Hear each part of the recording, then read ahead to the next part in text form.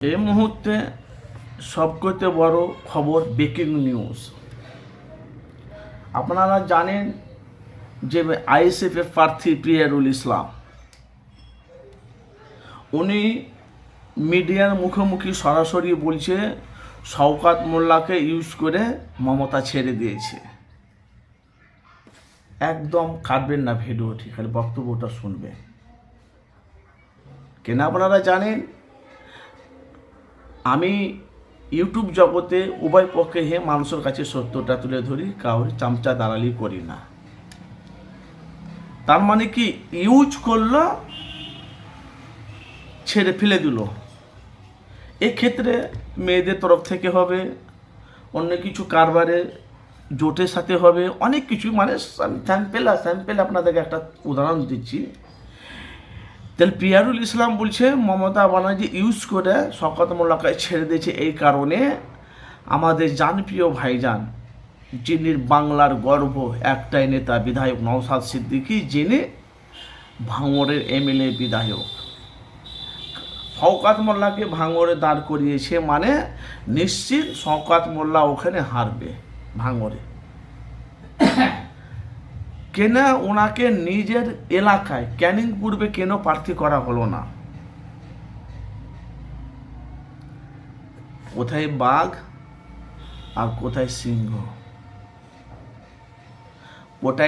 কোথায় রয়্যাল বেঙ্গল আর কোথায় চিতা, কত ভালো করে বুঝবেন। তাহলে 2026 বিধানসভা ভোটে আমরা দেখতে পাচ্ছি আইএসএফের চেয়ারম্যান নওশাদ সিদ্দিকী যেভাবে মানুষের হয়ে, যেভাবে মানুষের পাশে থেকে যেভাবে নওশাদ সিদ্দিকী কাজ করছে। আজকে একাধিক দেখতে পাচ্ছি কয়েক লক্ষ মানুষ, তারা নওশাদকে, তারা চাইছে বামফ্রন্ট সিপিএমকে। পিয়ারুল ইসলাম বলছে শওকত মোল্লাকে আর আটকানো যাবে না, খুব শীঘ্রই উনি জেলের ভাত খাবে। আর এদিকে দেখছি শওকত মোল্লা বলছে এখন অবধি আমার নামে কোনো কেস আসেনি, এখন অবধি আমি কোনো জেলে যাইনি, কেউ আমার এই তরফ থেকে কেউ আমার ব্যাক রিপোর্ট আমাকে কেউ দিতে পারবে না, শওকত মোল্লা ভাই বলছে। তাইলে ক্যানিং পূর্বে যে আরাবুলকে দাঁড় করিয়েছে একটা চক্রান্ত করে নওশাদ সিদ্দিকী ক্যানিংটাকে দখল করার জন্য, এটাই তো মানুষ বলছে সব।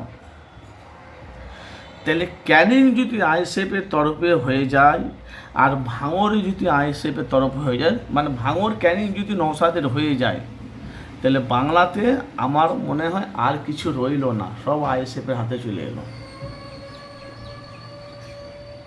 2021 থেকে 2025 পর্যন্ত আইএসএফ যেভাবে মানুষের পাশে থেকে কাজ করছে, তার সাথে সাথে 2011 থেকে 2025 পর্যন্ত যেভাবে মুখ্যমন্ত্রী যেভাবে বাংলার উন্নয়ন করেছে, এমনিতে বাংলার মানুষেরই নেই মমতার উন্নয়নে।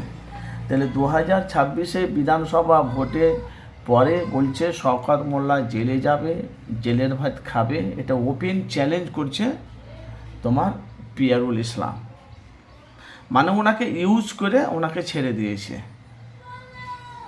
তাহলে আপনাদের মতামত জানাবেন, তাহলে ভাঙড়ে কে জয়ী হবে, নওশাদ সিদ্দিকী না শওকত মোল্লা? শওকত মোল্লা তো বলছে 1 ইঞ্চি ছেড়ে কথা বলবো না, 1 ইঞ্চি ছাড়বো না ভাঙড়ের ওখানে, 1টা ইঞ্চি ছাড়বো না।